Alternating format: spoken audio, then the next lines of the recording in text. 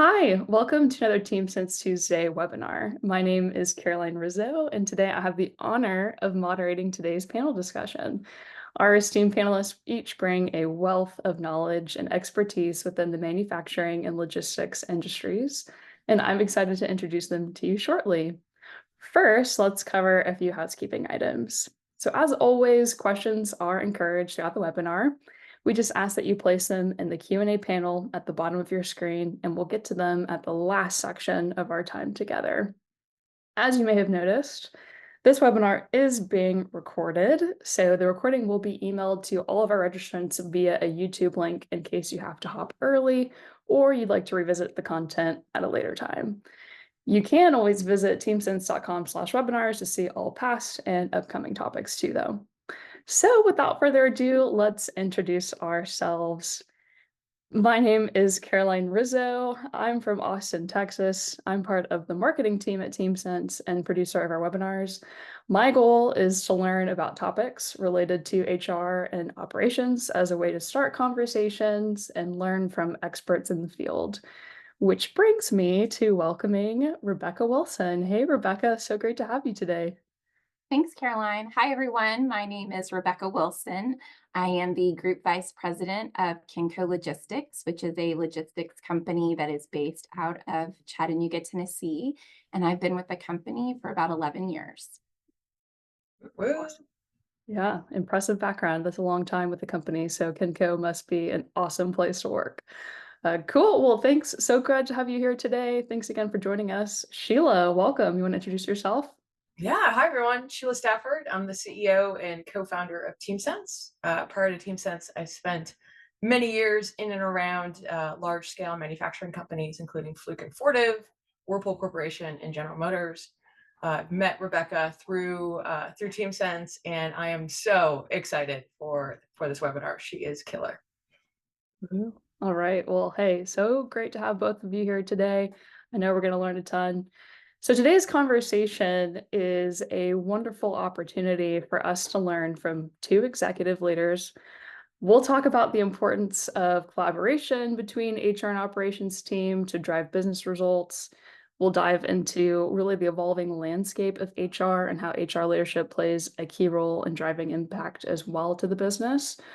But I want to start on your backgrounds here. So Sheila and Rebecca both have backgrounds in engineering. I think that's so fascinating and interesting in terms of seeing where you got to today. So question for you, Rebecca, with your engineering background, your engineering brain, your way of thinking, how has this shaped your approach to HR leadership at Kenco? Yeah, I mean, it's a different background for sure, I think, to move into HR, kind of more with the data analytics, process improvement background. So when I first started at Kenco, I was brought in as the Lean Six Sigma manager. I have a master black belt from a certification perspective, and my entire job was really to do process improvement training for our employees, to teach people the Lean Six Sigma methodology. I trained green belt, black belt training, and then did all of our kind of internal certifications as well. So I reviewed all the projects, helped team members with projects. And then maybe about 5, 6 years ago, I kind of transitioned into our HR department. And I think really what that engineering kind of more focus has helped with is really just bring an operational perspective to HR. So when you really think through programs that we're implementing or policies that we want to institute, like, okay, how is this going to impact the business? How are we going to execute on this within, the constructs of a warehouse or within the constructs of our transportation team or our material handling equipment solutions team? It's just really kind of brought a different perspective. And then obviously I love data. And so that's also really kind of helped, okay, well, what is the benefit of this program? Are we seeing the value that it can really bring? What are the results? And so I think I tend to kind of push my team to really think more about how whatever we're implementing, what are the results from those programs and how does that ultimately impact the bottom line from a financial perspective of the company?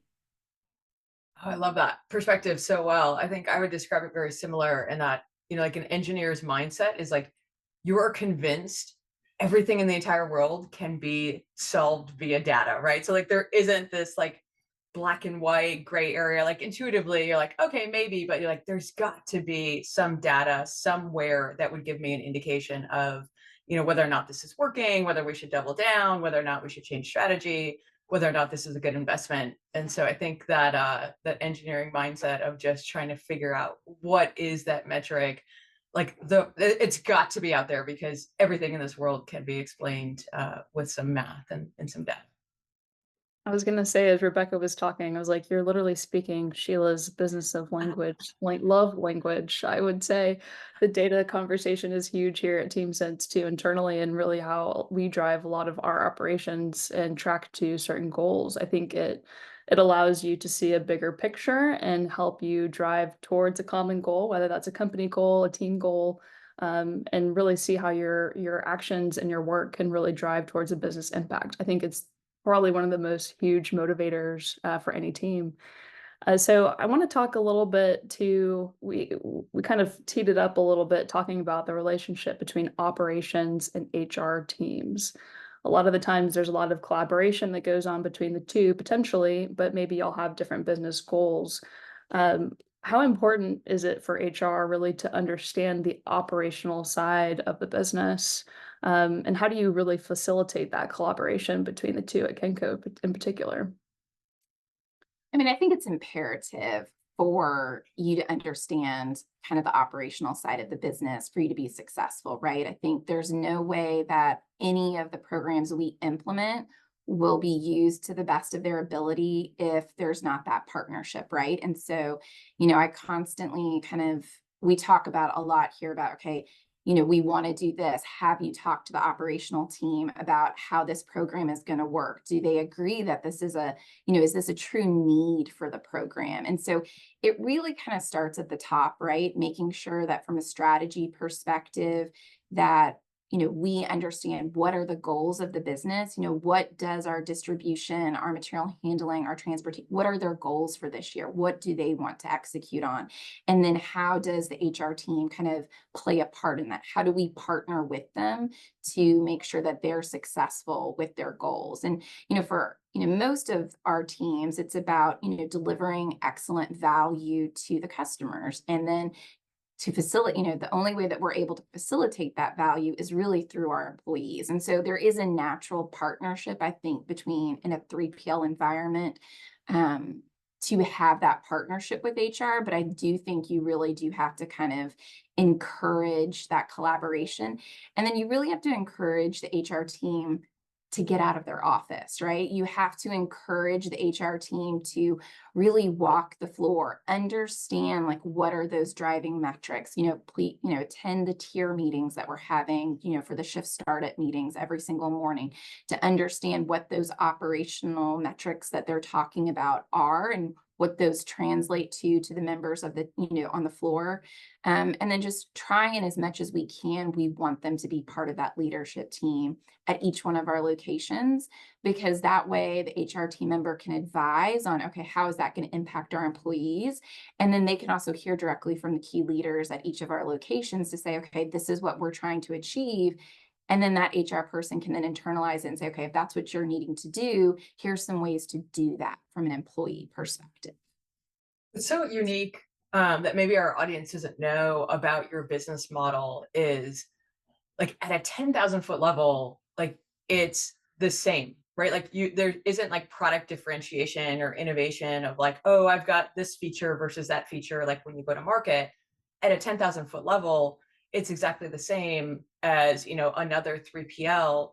But the way that you guys operationalize and like your focus on operational excellence is unbelievable from just a pure execution standpoint. Like you have to execute or out execute your your nearest competitor for survival. But then also, if you could touch on, and I've got a little bit of inside info, your innovation. So like to think about, innovation stories and how companies bring new innovation in, like again, at a 10,000 foot level, it feels very like, oh, we just need to like turn the cranks harder and just like operationalize better and like eke out little efficiencies here, where you guys are so innovative in what if like from an outsider's point of view, you wouldn't expect. And so if you could touch a little bit on like how you guys have that innovator's mindset and how that kind of dovetails into the operational excellence. Yeah, I mean, I think it kind of starts with our guiding principles. So Kenco's guiding principles are, if you boil them down, are be honest, serve, and get better, right? And so the get better part is, we are kind of founded on continuous improvement, right? And so innovation just plays a huge part of that. We have a Kenco operating system that, we deploy to each of our locations that, if you're familiar with lean methodology, it's kind of based in the Shingo model. And it really does kind of talk about how we want our floor level associates, who really are the ones doing the work, right? They know the process better than anybody, to be able to engage, to be able to speak to kind of what's happening operationally, but also to be able to voice their ideas and what can make their lives better. And so a lot of our innovation ideas kind of come from, that floor level. And, we've, from an HR perspective, I mean, we've partnered with TeamSense, we've partnered with other kind of HR vendors who also help us from that perspective, right? So, whether that is looking at, more flexibility, that's something that we were getting a lot of, both post, pre-pandemic, and then certainly post-pandemic, we were getting a lot of, well, we need or want that desire to have a little bit more flexibility, as an individual employee. And so that then required and challenged our leadership team to think through, okay, how do we do this? How do we provide flexibility when we have to get trucks unloaded, product put away, product back onto a truck? Those are all things, the customer in some cases doesn't really care about how the work is done, right? They just want the work done. They all want it done in a safe way. They all want us to take care of our employees. But when it comes to the true mechanics of how we do that, there's a lot of innovation that we get to kind of think through and then pilot as part of that to make sure that we're, not only treating our customers well, but also our employees well. Because for a third-party logistics company, employees are, really the lifeblood of an organization. If you're going to live and die by how well your employees are treated, how well they want to come and work for you every single day. And so we do try and spend a lot of time thinking through innovation about what can we do to make their lives better so that they want to stay at Kenco and therefore they want to take care of our customers. Yeah, for sure. I mean, the talent war is real, and engagement and retention is on the top of minds of, VPs around the country, across all different kinds of businesses like yourself. I would love for you to kind of double click, and TeamSense would be a fantastic example, is like walk us through how that proof of concept works, and like how do you get comfortable as an HR leader with a new technology, especially a new company like us, right? Like, there's a famous saying of like, nobody got fired for buying, Dell or UKG or like you name it. So like, how do you get comfortable with a company like us in your process to be able to innovate? Yeah. I mean, so TeamSense kind of came to us through one of our HR partners in the field, which is, something that we love.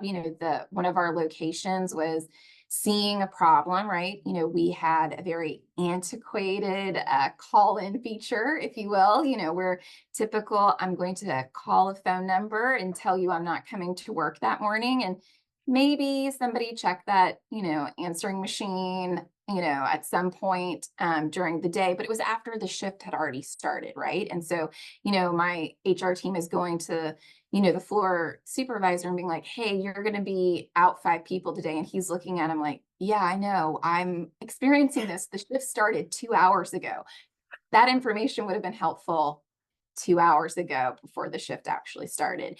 And so I think that's how these partnerships form, right? We have a problem in the field and then we are trying to find that solution. And in this case, what brought TeamSense to Kenco is we had an HR team member that was like, I think this might be a good technology for us to try. And so that's what we did. We tried it at one of our locations that was struggling, to get that kind of to know what was going to happen before the day happened. And as an operational manager, knowing what you're walking into is just a huge part of being successful for that day, right? You have an understanding of, okay, I have, 15 trucks that are coming in that day that need to be unloaded. I have X number of trucks that are going to need to leave that day that need to get loaded.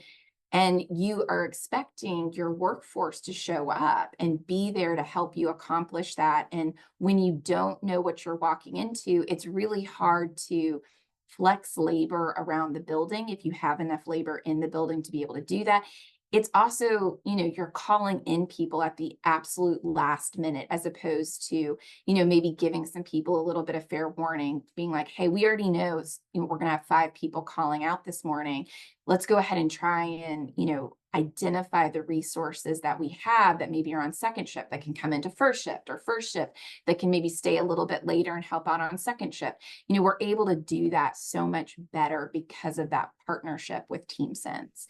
But I think, going back to your question, Sheila, it also means, at least again, going back to the data from my perspective and being able to sell it, right? I mean, going back to my operational leaders and being like, okay, so here's a technology that we've deployed. Here's what our metrics look like prior to kind of this technology being deployed. And here's what it looks like after that technology is deployed. And so, you have ideally these really concrete, visible metrics that you're seeing tangible improvement on that somehow drive results to your bottom line, right? And so, for us, a lot of that is about turnover or overtime and productivity. And so we're able to kind of get those tangible metrics to be able to say, this is working.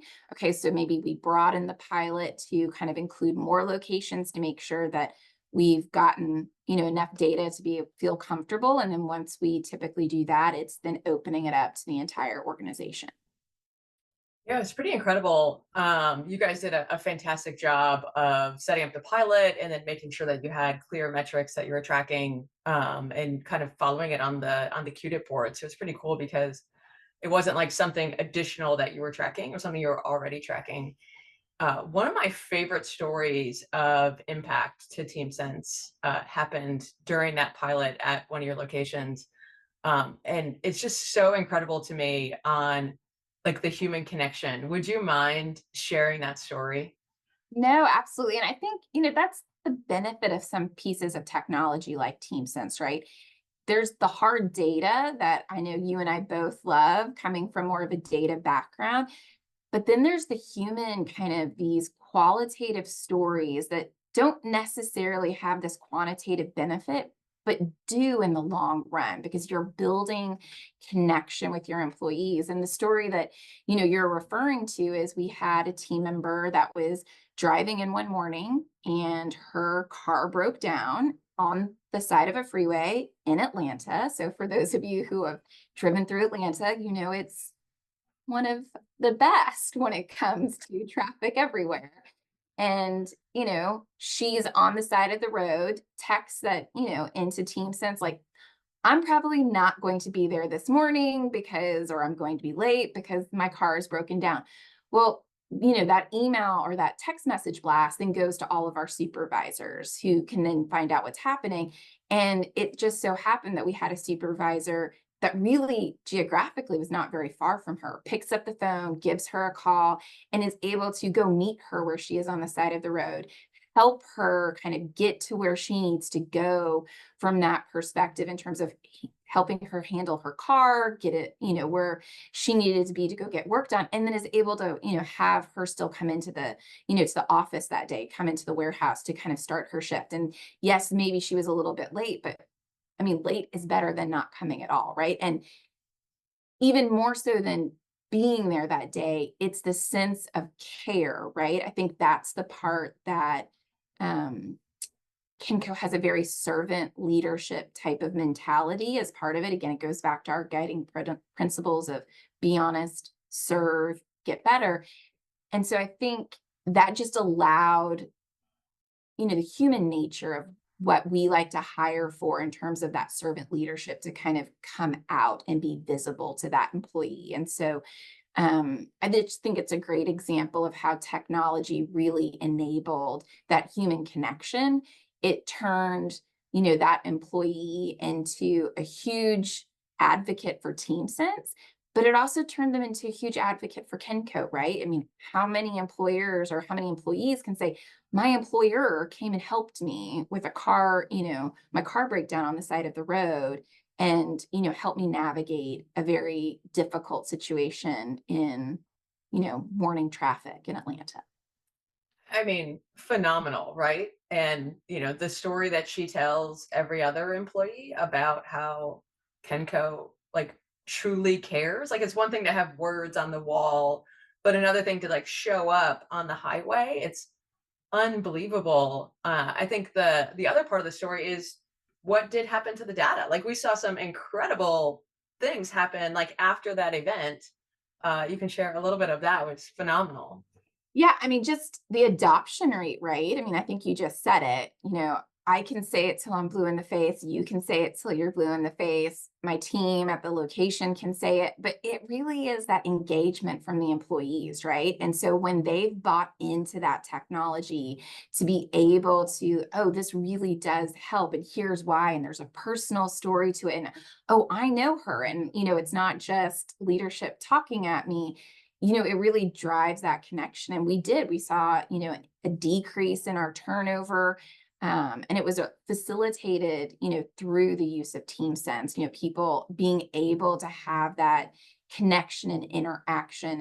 And, that's one of the things I love about y'all's technology. It's not just a one-way communication, right? It's not just the employee communicating to the employer. There's also you're able to have that employer back communication to the employee, right? So if an employee says, I'm not feeling well and I'm not going to be coming in, you have somebody now who knows, oh, they're not feeling well. I'm going to go check in on them. And it allows, the employer to kind of go back to the employee, like, hey, how are you feeling for the rest of the day? Like, is there anything you need? Is there anything that we can do? Oh, don't forget about some of our, medical benefits that are available to you as being an employee. And so again, it just enables that connection that we all kind of desire as humans. But also the data shows that when you connect with your employees, when you engage with your employees, they're going to stay with your organization longer. And there's, it's hard to put a price on that type of connection. Yeah. I think what's really cool and what I want to emphasize is like that is all of you. Like, yes, like we were the technology that enabled it, but the fact that you have just incredible humans working at your company that are willing to do that, are willing to go out, like talks a lot about like your hiring practices and what you guys value. I'll say, from my personal experience, I visit a lot of factories and a lot of locations in this role and a lot of different customers. And when I was walking through the floor at Kenco, our host called to somebody kind of from afar, and they're like, "Hey, this is TeamSense." And this woman came up to me and she kind of ran up and she shook my hand and like looked me straight in the eye. She's like, "Thank you for what you do for our business." And I was taken aback, was like, whoa, like I'm a vendor to you. And like never in my mind had I thought, that like a customer would come and like, thank you for what we do for the business. And I think, that speaks to one is like, yeah, the technology really helped out, but two, the types of humans that you guys hire and have there and like kind of the realization of like, hey, we're doing this together, and it's a partnership. And so like for sure when people ask me like what are some of my favorite moments as a CEO, like that one rings to the top of like, wow, like how incredible is that? And so huge thank you to your folks and the work that they're driving. It's been incredible. No, I have to imagine that has to be a great feeling, right? You can see it in your data, right? From like a dollars and revenue and all the things that you look at as a CEO. But I think sometimes we forget it's that connection piece, that's that human element. It's those day-to-day stories about how your technology really does impact, somebody, which is what the company was created for, right? Is to help impact, those employees. But to get that story and to get somebody to say that, I'm sure just is a wonderful feeling. 100%. Like, yeah, you're describing it exactly.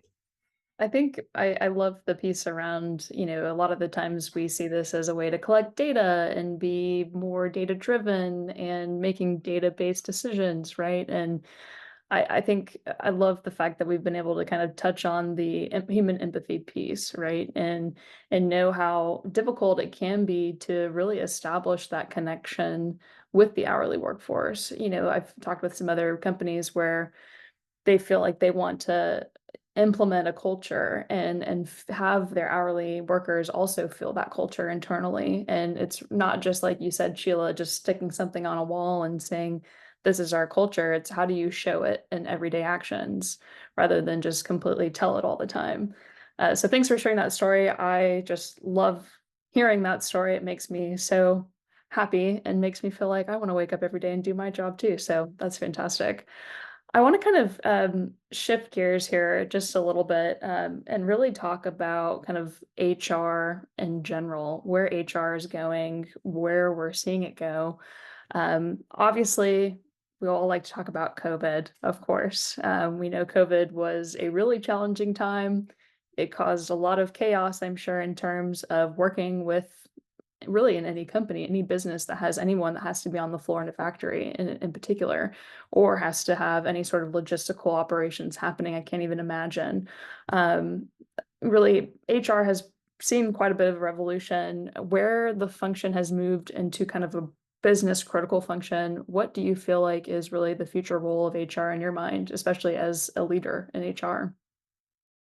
I mean, I think it really is going to be, I think some companies do a great job of having HR be that partner, but I think it's going to become even more critical as, the world continues to evolve, right? I think, um, we experienced a lot of growth during COVID, to be quite honest. I mean, and Yeah. being in supply chain and, we kind of, we were already on this hockey stick level of growth and it just seemed to accelerate it even further. But I think, to your point, I mean, that from an hourly perspective, there's a lot of hourly jobs that cannot be done remotely, right? And Right. so thinking through how to keep your employees safe, how to keep them engaged, how to attract that talent when a lot of the world is moving to a remote workforce, there's a lot of industries where that's not really feasible, right? I need people to come into the warehouse every single day. I need team members that will go drive, you know, um, trucks every single day and drive our forklifts and do maintenance on our forklifts. And those are all positions that, you cannot do maintenance virtually, right? Like you have to be on site, you have to be there to do it. And I think COVID really just highlighted the importance of, that of what people bring to the table and therefore highlighted the role that HR can play in the growth of a company, right? And I guess I emphasize can because I do think that requires HR teams to think a little bit differently, right? We should no longer think of HR as, the party planners or the, solely those team members who are there to deal with employee relations issues, right?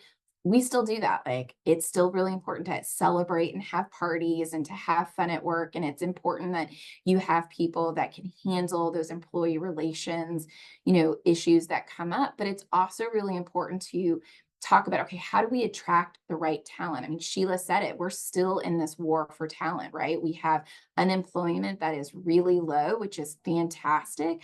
But that creates challenges to find the right resources to come into your team. And so you want to attract the right talent. You want to make sure that you're training them so that they're going to stay with you. And then, ultimately you want them to grow with your company, right? So that we can see that kind of career progression if that's what they desire, so that they can kind of move higher into the company.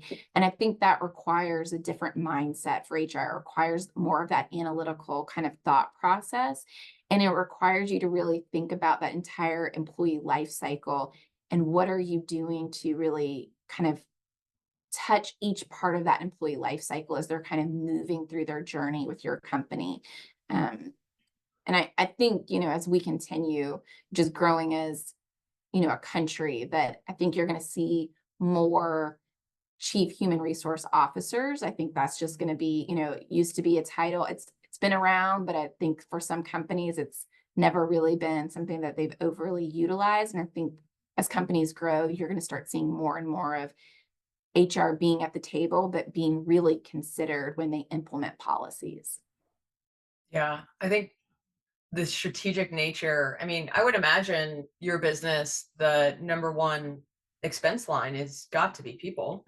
It And is. so like if you're looking at, a continuous improvement mindset and looking at, your Pareto charts of expenses, like people are going to continue to be that for a very, very long time. I loved how you mentioned breaking up like the employee life cycle and thinking about that differently, which, reminds me again a lot of that Six Sigma and Lean. Can you give some of our webinar participants some thoughts on like how you've attacked those problems uniquely and any like big insights or things that you've overcome as you've kind of broken down, that employee life cycle into those parts and what types of things you guys have done?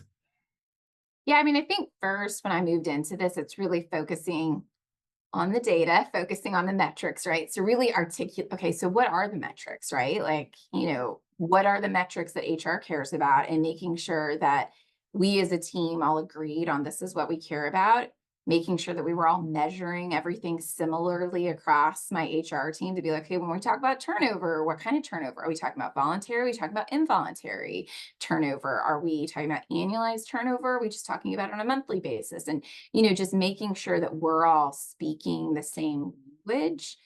And then it's, kind of drilling down, right? It's exactly what you said. I mean, it's like, okay, so we're having, here's what our overall turnover looks like for the company. Okay, let's break it down by our major business units. Okay, let's break it down by our major verticals. Okay, let's break it down by our locations. And then, teaching our teams to really look through the data to be like, okay, so where is our problem? Like, where do we have a problem with that? And I think born of that kind of digging into it and just kind of peeling back the layers, we developed a first year experience program because that's where we as a company seem to lose the most people, is kind of in that 0 to 6 month kind of time period.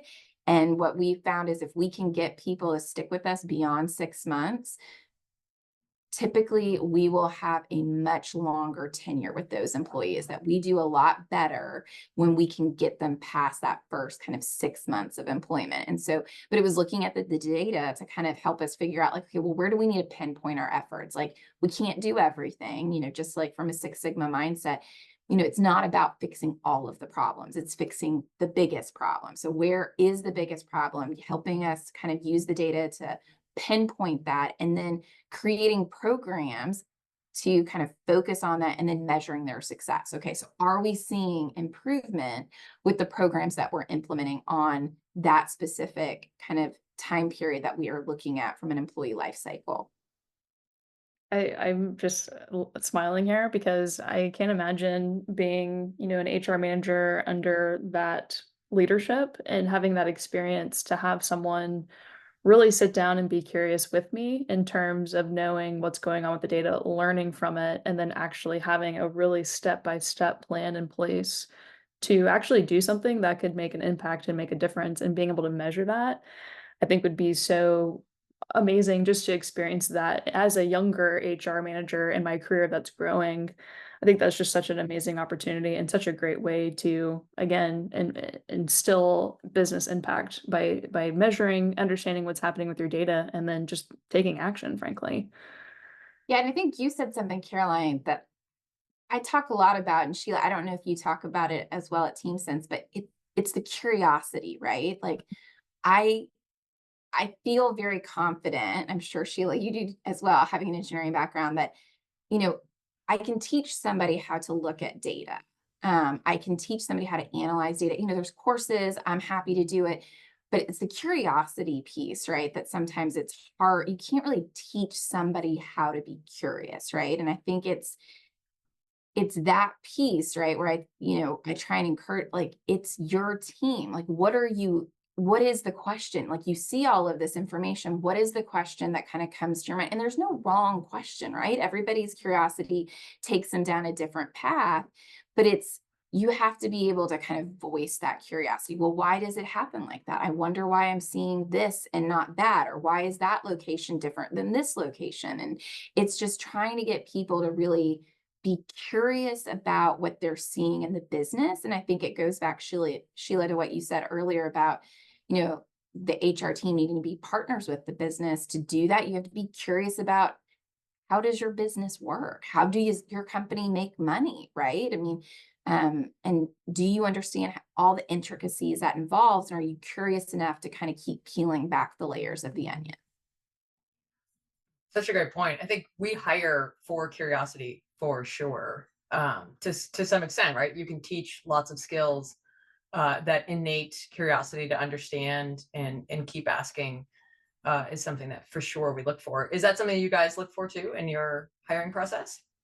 I mean, we do. I think it depends on the level, right, that we're hiring for. I mean, I will say we do definitely look for a culture fit. It is something, I think at Kenco, we do very much focus a lot of our interviews on, are you a good culture fit for the company, right? Because kind of similar to what you said, we can teach certain skill sets, right? But there's certain things that, we just want you to be, as an inherent human, we want you to be kind and thoughtful and safe, right? All those things that really matter, I think, to how a warehouse functions. But then we also do have a lot of interview questions that are focused on whether it's, continuous improvement. And, for sometimes that can be hard for people to really articulate. Well, I haven't really worked on a project. And so I always try and get them to think about their personal life. I'm like, okay, well, talk to me about your kitchen. Like, how did you organize your kitchen, right? Like, tell me about your morning routine. Like, so do you go get coffee every morning? Like, how far away is your coffee from your coffee maker? Where are your coffee cups in relationship to that? And then they'll be like, oh, well, I organize my kitchen like this, or, they'll talk to me about something. I'll be like, okay, well, that's continuous improvement. That's, you thought through what is the most optimal way so that you're not traversing back and forth across your kitchen. Maybe you're not using the exact terms that I would have used, but that's okay. You don't have to. We can teach you those terms. Those are all teachable things, but trying to get people sometimes to pull out things that I'm like, you naturally do this, or talk to Yeah. me about your commute to work every morning. Like, do you take back roads to avoid certain traffic jams? I mean, and people naturally, tend to do things that make them more efficient. They just don't always voice them that way. And so you kind of have to reframe a lot of, especially for the hourly team who maybe does not have this training yet. You have to help them reframe what they already know in a way that allows them to be like, oh yeah, I really actually do this all the time. I just haven't thought about it like in the way that you talk about it.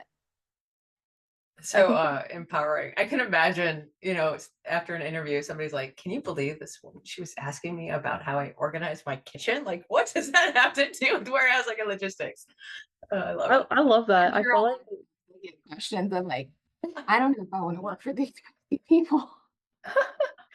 I love it. I feel like that's leading again, that's leading with empathy. Like in terms of if I was part of that interview process, you were able to allow me to realize the answer for myself and without making me feel like, oh God, I don't know the answer to that. I'm too flustered right now. So I love that. I think that's really cool and a cool way to kind of understand someone's brain and how they work, I think is really special. Um, so we kind of talked a little bit about just in terms of any sort of advice with working with your team, even at a younger level. What are some of maybe the biggest challenges you've personally had to overcome at Kinko in your career? Anything notable that you have learned a lot from?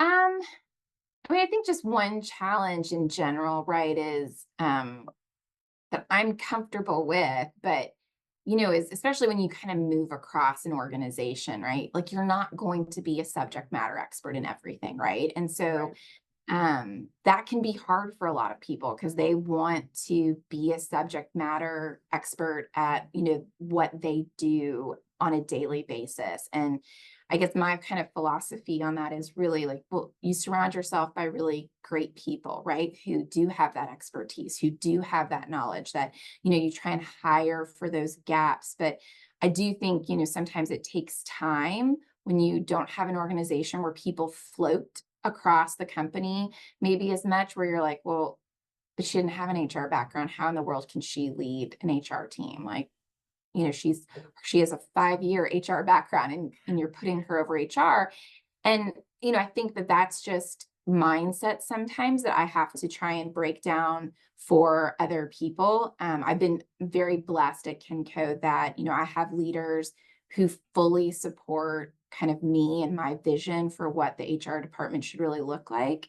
But I do think that there are some of those barriers where people look at you a little bit differently and they're like, well, I don't see how you've gotten here and I don't understand. And so it's trying to help them realize you don't have to always be the subject matter expert on something. You need to be a good leader, right? You need to surround yourself with the right people to be able to be kind of seen in a certain light. And then I think you need to take chances on yourself, right? I think that's something else that I tell people all the time. I'm like, sometimes I tell people, I'm like, you need to say no sometimes, right? But like saying yes is not necessarily always a bad thing, right? You don't want to say yes to the point of exhaustion and burnout, but sometimes the most growth comes from you saying yes to something that you're like, I've never done this before, but you know what? I'm going to learn it. And once I've learned it, then I'll have that, tool in my toolbox, if you will. And I'll be able to kind of go to the next challenge, and it will help prepare me for that. And I think, as I've done that throughout my career at Kenco, it's been a lot of saying yes to things that I didn't really think I would have ever said yes to. That's so funny. I think, thinking back about growth, and one of my biggest opportunities was when I was at Whirlpool. They made a large acquisition of a company in Europe, and it was basically like an acquisition of equals from the European business, but Whirlpool was, much bigger globally. And so they tapped me to go and lead the integration for supply chain.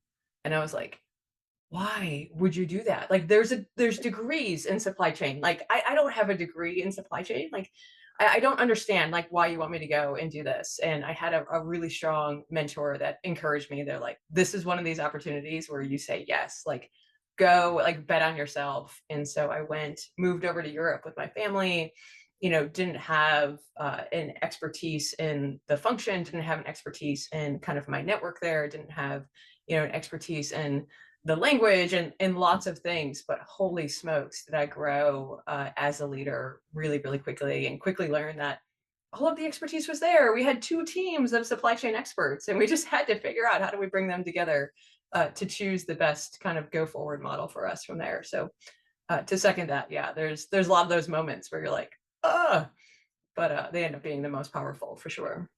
Yeah, I was gonna say we've had some other really great people participate in this webinar that have had the same exact advice. And I always say, if I'm a little bit scared, that's probably a good thing.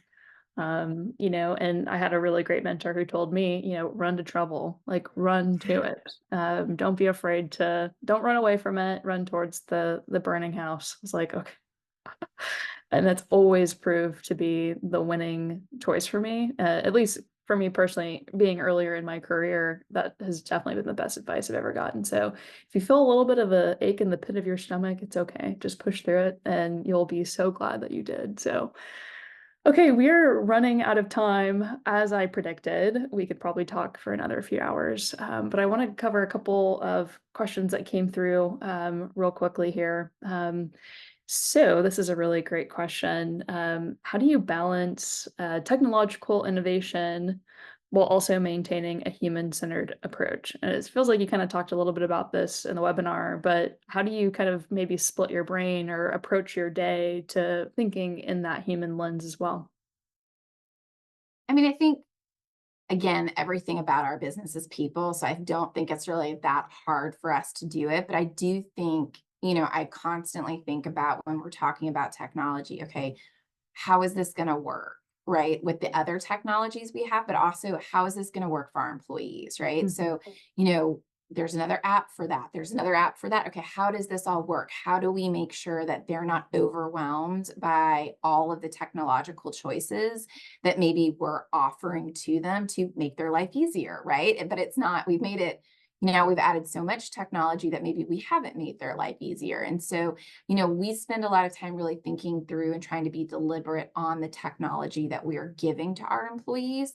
And making sure that it's really the right thing to help drive the business, but also drive improvement with them in their personal lives or professional lives, whatever we're kind of deploying. But I do think it just kind of takes you kind of trying to always put yourself in their shoes, right? Because being, with the technology, I'm very well versed in what we're doing. But when I kind of go to the floor, it's like, well, have you heard about this? Have you heard about this? And, it can be overwhelming, I think, sometimes to our employees. And so just trying to always be mindful of, okay, what are we doing with this piece of technology and making sure that we're intentional with how we're deploying it and what we expect as the outcome from that piece of technology.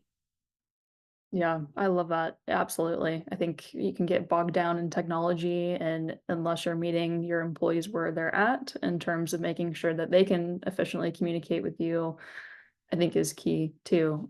So I appreciate that answer. And again, I feel like after this whole conversation, it makes it very obvious that Kenco is so considerate, again, of your people, and you realize that they really are the center of everything. Okay, last question, real quickly here. This is a good one that came in. I love this. What advice would you give yourself 5 years ago? Oh, that's a good question. I think not to be afraid. When I moved into HR, I was doing kind of engineering for HR, like organizational process improvement. I had all data analytics when it came to HR kind of role, which made sense. And then they were like, well, we're going to give you the payroll team too. And I was like, well, sure. I mean, I get paid. How hard can it be to manage a team? Right? Like, Oh, yeah. but we run a weekly payroll. We have 7,000 employees. I mean, it's hard, guys. So Holy smokes. I think it was just one of those. I think the piece of advice would be patient with yourself, right? And don't second guess your decisions. Because I think there were times I was like, oh, I think we're all thinking, but on both sides, like, what have we done? But just kind of what you said, Caroline, like kind of run to it and push through it.